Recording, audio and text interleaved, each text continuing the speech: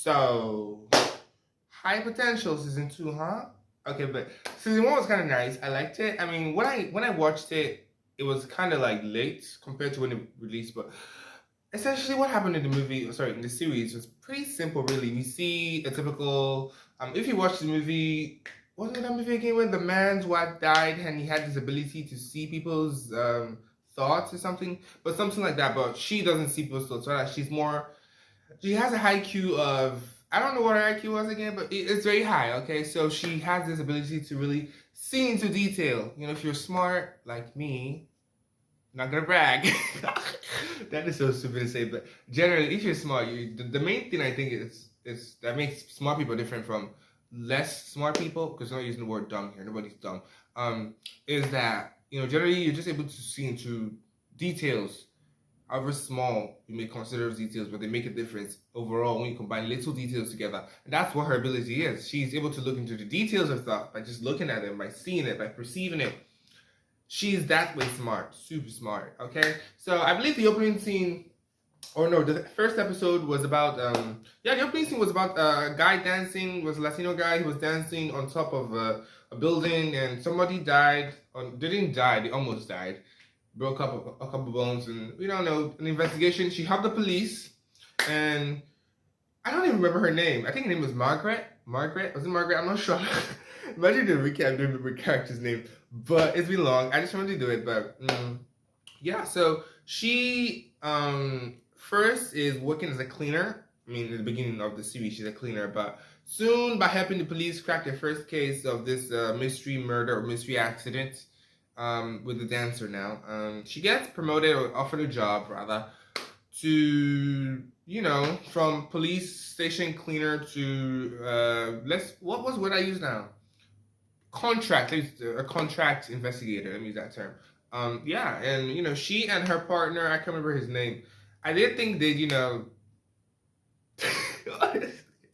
I thought maybe they do a bit of that, but the series was decent in the sense that even though I feel like there was a bit of tension sexually and relationship-wise, romantically between them, it wasn't really explored, and I preferred that as a dynamic to seeing a woman just being slutted out. Oh God, I can't really say that, but I prefer that dynamic of a positive work relationship. But there could be a bit of tension, but there's respect and there is familiarity, but there is not too much crossing the boundaries. We see her; she's smart. She's not all about the guy, and I like that. The series was really like that, But continuing on her story, apart from being offered a job and helping solve a variety of crimes, I think about 8 or 7 crimes. I think the series is about 8 or 7 episodes or so, right? Or longer. I don't remember, but she solved at least 7 or 8 crimes in the entire season 1. And important things to note about her life: she has, I believe, 3 kids. The youngest is a baby, a toddler, then a boy, and I mean only one girl, which is the oldest. The girl's dad absconded when she was a toddler. From Margaret, or the main character's own words now, the dad went to go buy baby diapers or baby food or something at nights, and didn't come back.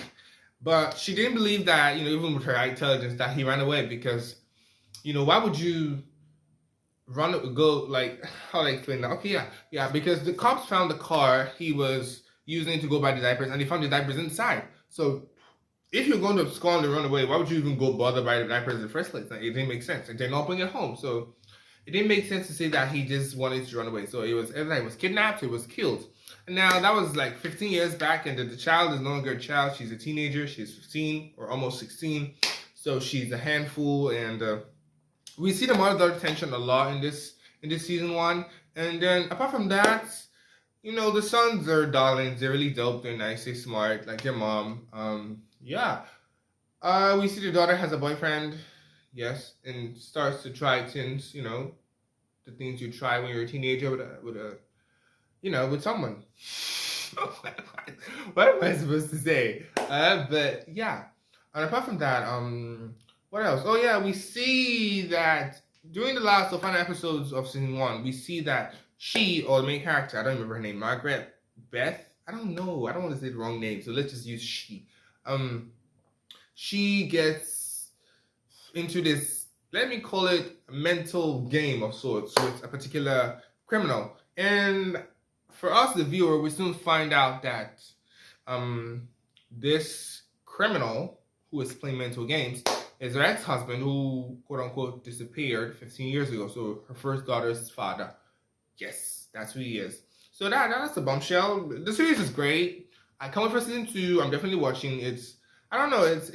I mean, what's what I use? It's like ASMR. Let me use that word.